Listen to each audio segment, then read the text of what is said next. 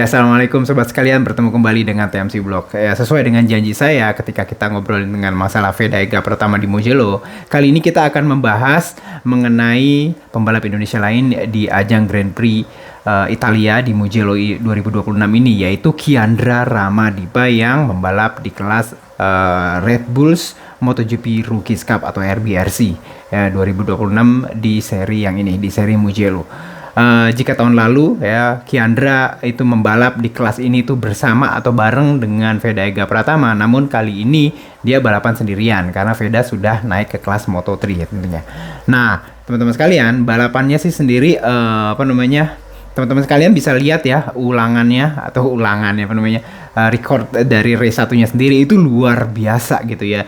Bener-bener dance banget, padat banget. Sulit gitu ya, apalagi terutama kayak misalkan kalau kita ngomongin masalah Mugello, stride-nya panjang, namun secara umum bagian atau badan track dari sirkuit Mugello itu bukan merupakan typical dari sirkuit-sirkuit modern, dimana yang memiliki, kalau modern itu biasanya badan tracknya tuh lebar-lebar, namun di sini tuh sempit gitu ya teman-teman, saya dalam tanda kutip ya sempit, tidak sesempit kayak misalkan track-track ini ya, sirkuit-sirkuit kecil kayak misalkan Sentul kecil kayak, tapi ini boleh dibilang bila dibandingkan dengan sirkuit-sirkuit modern kayak misalkan Mandalika, terus habis itu Sepang, Qatar, ini termasuk yang sempit, tipikal dari sirkuit-sirkuit klasiknya Eropa.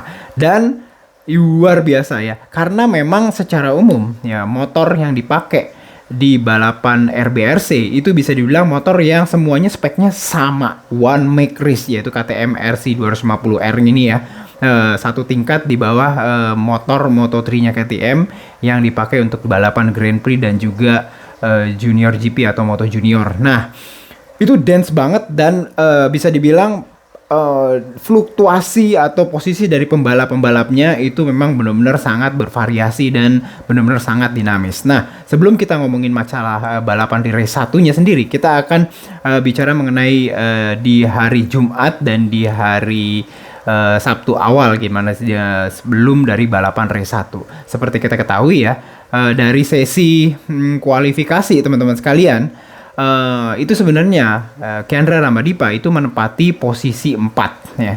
Terus sekali kayak ada nggak ya hasilnya, ini fotonya Kiandra Ramadipa nih. Nah ini ada hasilnya. Cuman pada dasarnya dia memperoleh posisi 4 teman-teman sana dari di grid secara lap time.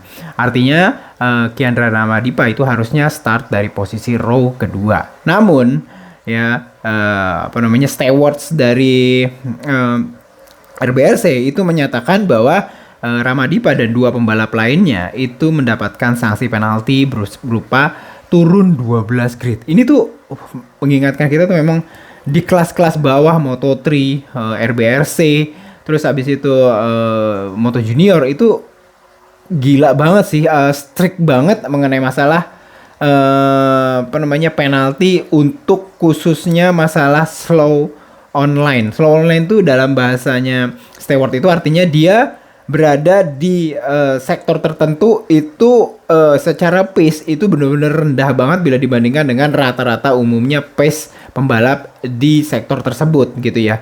Kayak misalkan kayak gini nih, tanggal 29 Mei 2026 saat kualifikasi praktis ya di Italia, kamu itu maksudnya Kiandra Ramadipa, katanya si stewards ini ya, kalau misalnya di sini ya teman-teman sekalian, ditemukan memiliki beberapa kali sektor di mana kamu tuh berada dalam keadaan yang benar-benar pelan ya secara pace gitu ya. Ini kontra dengan instruksi di RBRC, ada pasal-pasalnya 121.2 ya, terus habis itu diberikan penalti 12 grid posisi. Jadi dia harus mundur 12 grid. Artinya yang tadinya Kiandra Ramadipa memperoleh posisi start di 4, mau nggak mau dia harus start dari posisi 16 teman-teman sekalian. Luar biasa, jauh banget ya 12. Ini mengingatkan kita di balapan terakhir kalau nggak salah di Catalunya, di mana akhirnya Vega Pratama kan startnya dari posisi 20. Itu karena ada satu pembalap yang tadinya start dari posisi 12 harus mundur sampai posisi 24 karena kedapatan model kayak gini juga, mendapatkan penalti apa namanya, grid sebesar 12 grid posisi gitu loh teman-teman sekalian. Luar biasa dan ini cukup berdampak. Namun lagi-lagi ya, kalau misalkan udah dapat kayak gini, memang strateginya adalah berupaya untuk tetap berada di apa namanya, pack terdepan teman-teman sekalian, dan inilah yang dilakukan oleh Kiandra Ramadipa gitu ya. Secara umum, teman-teman sekalian bisa lihat statistik dan juga catatan-catatannya di tmcblog.com pada saat lap 1, lap 2, lap 3. Itu Kiandra Ramadipa itu berada di posisi berapa aja gitu ya. Namun, saya di sini ada beberapa catatan dari apa namanya, Dorna sendiri yang menyatakan bahwa posisi terakhir dari setiap lapnya, kayak misalkan dari ini ada total 13 lap ya, di mana Kiandra Ramadipa itu dari posisi start posisi 16, dia mengakhiri lap 1 tuh di posisi 14. Terus habis itu di 12. Di lap kedua, lap ketiganya juga 12. Terus habis itu dia berada di akhir dari lap ke 4 dan 5 itu di posisi 13. Nah, dari 13 ini ya, teman-teman sekalian, setelah itu di lap ke-6 itu Kiandra itu tiba-tiba ujuk-ujuk bisa ada di posisi 6. Wah, luar biasa. Jadi memang ini tuh ya teman-teman sekalian, kalau teman-teman sekalian lihat ya, pace-nya dan juga jarak-jarak antar pembalap itu tuh bisa 1 sampai 15, 1 sampai 10, dan saat posisi pertama dan posisi 10, P1 dan P15, posisi 10 itu jaraknya bisa sampai cuman 1 detik kan doang, 1 sampai 1,5 detik. Itu nggak bisa ngebayangin sih ya, dance banget gitu ya. 15 pembalap hanya berjarak antara yang paling depan sama yang paling belakang itu 1 detikan. Itu tuh bener-bener padat banget, dan kita bisa lihat ya gambaran balapnya sendiri memang bener-bener padat nih, kayak begini gitu loh padatnya. Jadi ya karena ini tuh karena memang secara spesifikasi itu motornya sama semua. Jadi ini tuh tinggal bergantung skill pembalap yang udah pasti. Terus habis itu keberanian dari pembalap untuk bisa melakukan pengereman di setiap apa namanya, titik pengereman kayak late braking dan segala macam, dan posisi gitu ya.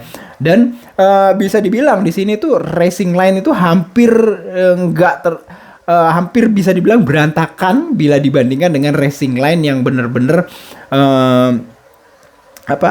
ideal gitu yang dilakukan oleh pembalap. Kayak misalkan sebelum tikungan 1 itu idealnya mungkin agak nggak terlalu ke dalam ya, nggak terlalu ke kanan, namun harus berada di tengah, atau misalkan harus berada di sebelah kiri banget yang tikungan 1 San Donato ke arah kanan. Di Moto3 dan juga RBRC yang motornya kecil-kecil itu bisa bener-bener mendekati apex, misalkan seperti itu. Namun karena dance kayak begini padat, sehingga ini menyebabkan apa namanya, pembalap nggak hanya Kiandra Ramadipa itu berada di posisi yang bisa dibilang nggak ideal. Itu banyak banget karena memang di posisi idealnya itu banyak pembalap yang membalap di situ. Nih teman-teman sekalian ya, kita bisa lihat kayak begini, ada fotonya naikian. Ini foto yang bener-bener dari balapan kemarin ya, balapan race 1 Kiandra Ramadipa, posisinya benar-benar turun naik, dan bahkan pemenang dari balapan ini Ryota Ogiwara yang start dari posisi row terdepan. Sebenarnya itu sebenarnya kalau dilihat dari data dan statistik teman-teman sekalian, itu bahkan sempet nih yang dibulet-buletin gini 97 nih Ryota Ogiwara nih ya, pemenang dari balapan race 1 itu bahkan di lap ke-6 dan 7 itu berada di posisi 14. Di lap 1 2 dia berada di posisi 3, terus habis itu mundur. Di lap ke-5 dia berada di posisi 9, di lap ke-6 dia berada di posisi 14. Luar biasa, dan bahkan ini berada di depan, sempat berada di belakangnya Kiandra Ramadipa di posisi berapa tuh Kiandra? Di posisi 6 di lap ke-6. Setelah itu apa namanya, Ogiwara dari posisi 14 itu tiba-tiba naik 1 lap berikutnya di lap ke-8 berada di posisi 4. Terus itu mundur lagi ke posisi 12. Jadi dari 4 12 pertama dari 6 14 terus ke posisi 4 ke posisi 12. Bisa bayangin sebegitu dinamisnya kalau balapan di kelas RBRC ini sendiri teman-teman sekalian. Terus abis itu kita bisa lihat lagi dari pace ya dan juga pace balapan dan juga pace per sektor ya teman-teman sekalian. Kita bisa lihat ya di sini daftarnya pace-nya Kian Rabita bisa dibilang sih cukup konsisten ya dari 201, 202. Hanya sekali nih teman-teman sekalian Kian Rabadipa yang merupakan, saya bilang ini disinilah titik dimana akhirnya walaupun sebenarnya di lap ke-12, 11 itu Kian Rabita bisa bilang deket dengan barisan depan. Posisi 4, posisi 5 gitu ya. Namun di akhir balapan akhirnya Ramadipa hanya bisa finish di posisi 10 teman-teman sekalian.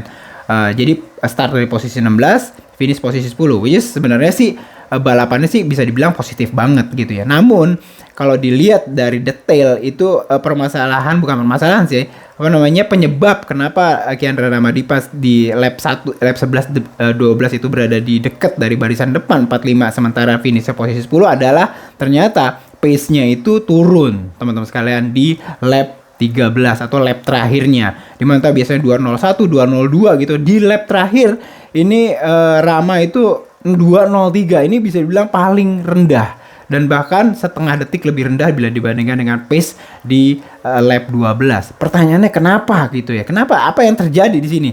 Saya ngelihat sebenarnya pace per sektornya dari Ramadipa itu sebenarnya mirip teman-teman sekalian, mirip di tiga sektor, di 2 sektor 3 dan sektor 4. Namun permasalahannya ada di sektor pertama, di mana di lap terakhir itu Rama itu memperoleh lap time atau pace sektornya itu lumayan pelan, bisa 1 detikan lebih pelan bila dibandingkan dengan pace dia biasanya gitu. Dia misalkan biasanya ada 31-an koma gitu, di sini dia 32,5. Dan kalau bisa dilihat dari detailnya lagi di top speed ini 215, cuman 215,5 km per jam top speed dia di ujung sebelum masuk tikungan San Donato dari tikungan 1 Mugello. Sementara biasanya Rama itu menorehkan 220-an, 220, 229, 221, di sini 228 km per jam, sementara ini 215. Jadi sepertinya dia itu